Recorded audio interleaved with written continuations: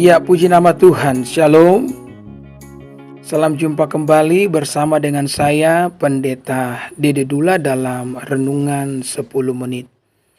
Mari bersama kita lihat dalam Yeremia pasal 31 dan kita akan baca ayat yang ketiga. Dari jauh Tuhan menampakkan diri kepadanya. Aku mengasihi engkau dengan kasih yang kekal, sebab itu aku melanjutkan kasih setiaku kepadamu. Hari ini saya ingin menyampaikan sebuah tema renungan, yakni berdamai dengan diri sendiri. Berdamai dengan diri sendiri itu artinya kita belajar menerima semua kegagalan yang pernah terjadi di masa lalu. Berdamai dengan diri sendiri juga berarti kita menerima segala kekurangan yang ada di dalam diri kita. Hal ini sangat penting karena kalau seseorang tidak berdamai dengan dirinya sendiri, tidak belajar menerima semua kegagalan dan kekurangan dalam kehidupannya, maka dia tidak bisa melakukan hal-hal yang baik, hal-hal yang besar, bahkan tidak bisa menjadi berkat bagi sesama. Ada sebuah perkataan yang berkata kurang lebih begini, dia yang belum selesai dengan dirinya sendiri, atau dia yang telah selesai dengan dirinya sendiri, adalah dia yang siap menjadi berkat bagi orang lain. Ya, maka penting bagi kita untuk berdamai dengan diri kita sendiri supaya kita bisa menjadi berkat bagi orang lain. Nah, apa landasan, apa yang bisa menjadi alasan yang terkuat bagi kita untuk bisa berdamai dengan diri sendiri, untuk bisa menerima segala kegagalan dan kekurangan dalam diri? Landasan yang paling besar yang dapat kita pijaki, saudara, adalah kasih Tuhan dalam hidup kita.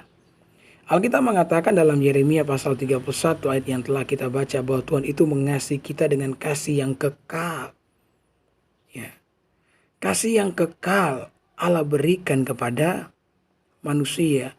Artinya bahwa kasih Allah itu tidak akan pernah berkurang atau tidak akan pernah berhenti mengalir dalam kehidupan kita ketika kita mengalami kegagalan atau ketika Tuhan mendapati ada kekurangan di dalam diri setiap kita. Dia Allah yang menciptakan kita sehingga dia yang paling tahu betul semua perjalanan yang telah kita lalui dan semua kekurangan yang kita miliki.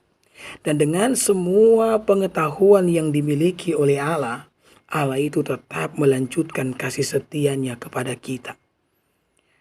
Saya teringat bagaimana ketika Yesus di meja perjamuan bersama dengan murid-murid. Ya, saudara ingat peristiwa di mana ketika Yesus berkata, di antara kamu ada yang akan menjual aku. Ya. Dan kita tahu bersama bahwa yang akan melakukannya adalah Yudas. Yang menjadi hal yang kadang mengganggu saya secara pribadi adalah sejak kapan Yesus tahu bahwa Yudas akan menjual dia? Ya.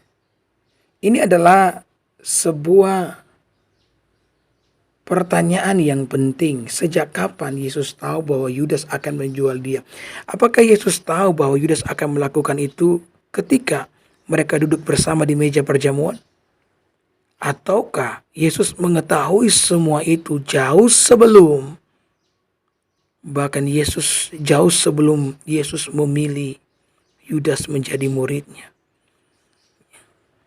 Kalau misalkan Yesus mengetahui jauh sebelumnya, ya, lalu kenapa Yesus harus memilih Yudas menjadi salah seorang muridnya?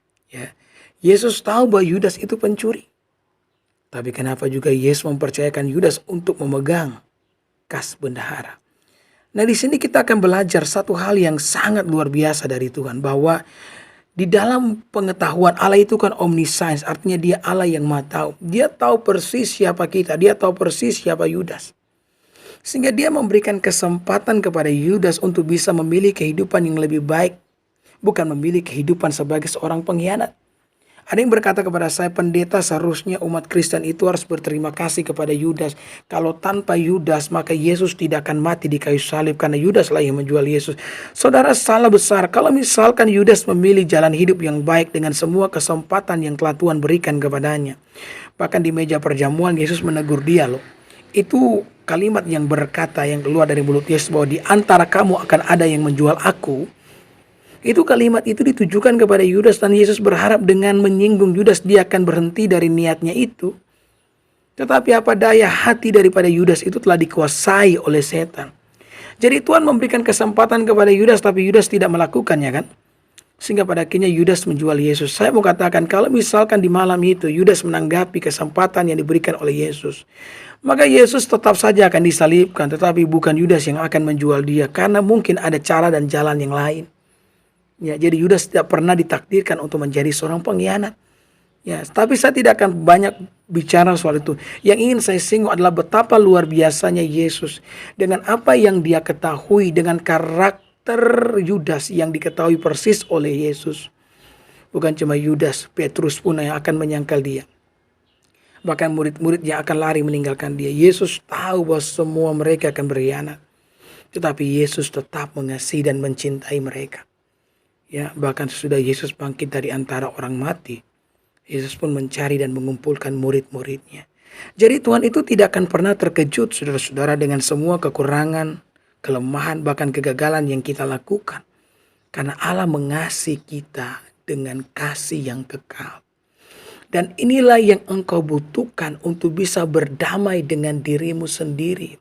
Engkau perlu membuka hatimu. Dan dengan iman engkau perlu menerima firman bahwa Allah mengasihi engkau dengan cinta yang kekal. Tidak ada satupun hal baik yang dapat kita lakukan yang bisa menambahkan cinta Allah kepada saya dan saudara.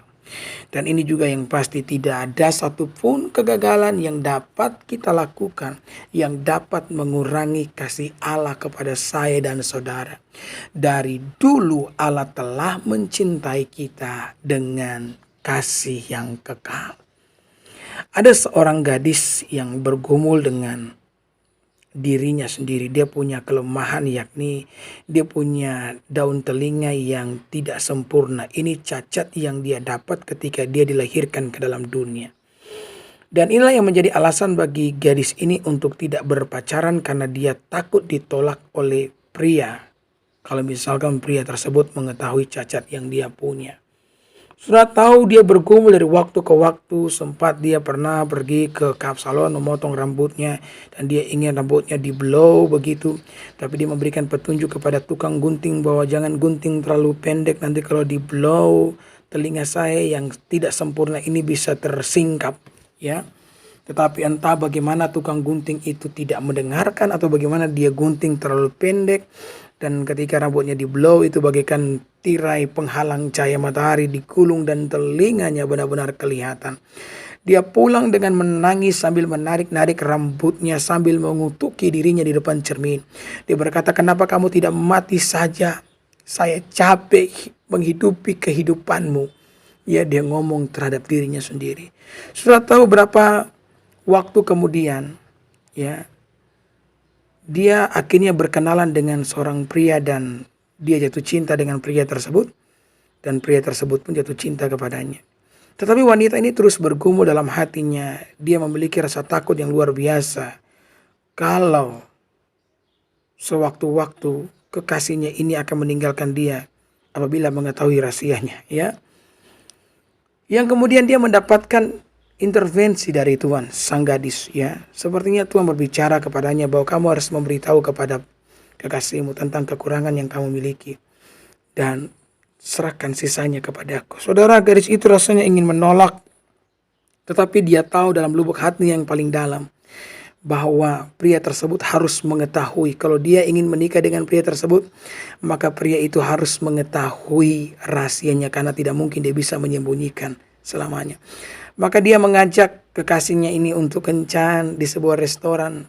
Dan di tempat itulah dia berencana untuk menyibak rambutnya, menunjukkan telinganya yang tidak sempurna kepada sang kekasih. Akhirnya mereka bertemu, duduk satu meja, dan dia berkata kepada kekasihnya, saya ingin menunjukkan sesuatu kepadamu. Hal yang begitu membebani saya, cacat yang saya miliki di fisik saya.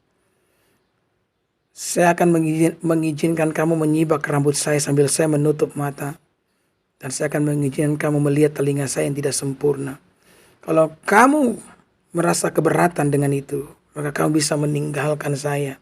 Dan kita tidak perlu lagi melanjutkan hubungan ini. Maka dia menutup matanya dengan perasaan was-was. Ya, dia mengizinkan kekasihnya untuk menyibak rambutnya, untuk memperhatikan telinganya, untuk melihat telinganya. Maka ketika dia menutup mata dalam perasaan yang was-was sambil menunggu-nunggu, dia kaget. Sudah kenapa? Dia dikejutkan dengan kecupan daripada kekasihnya. Kekasihnya mengecup daun telinganya yang tidak sempurna itu. Ketika dia membuka matanya, maka saudara-saudara sang pria itu secepat kilat ya telah berlutut di depannya. Sambil saudara-saudara ya menyodorkan sebuah kotak kecil yang berwarna merah ya kepadanya, dan dia berkata, saya ingin menikahi kamu. Ketika dibuka kotak berwarna merah, wanita itu kaget, ternyata yang diberikan sebagai hadiah kepadanya adalah sepasang anting-anting. Laki-laki itu melanjutkan, dia berkata bahwa sebelum saya bertemu dengan kamu 5 tahun yang lalu, saya pernah pergi ke Cina untuk melancong. Ketika saya berjalan di toko-toko yang ada di Cina, di perkotaan Cina, saya masuk ke sebuah toko kelontong. Dan dalamnya saya melihat anting-anting ini begitu cantik. Dan sepertinya Tuhan berbicara kepada saya bahwa kamu harus membeli anting-anting ini untuk calon istrimu nanti. Ya. Sudah tahu 5 tahun yang lalu itu adalah saat dimana gadis ini lagi bergumul dengan kekurangan yang dia miliki. Ketika dia sementara bergumul dengan kekurangan itu, ternyata Tuhan telah mempersiapkan seorang suami yang baik hati buat dia. Inilah yang menjadi alasan bagi kita, saudara, kita perlu belajar berdamai dengan diri kita sendiri. Karena Tuhan telah lebih dulu mencintai kita, dan itulah yang kita butuhkan di dalam kehidupan ini. Ya, ketika engkau membuka hatimu bagi Tuhan, ya, maka engkau pasti merasakan kebaikan dan kemurahan Allah mengalir dalam hatimu, dan engkau mampu untuk berdamai dengan dirimu sendiri. Amin.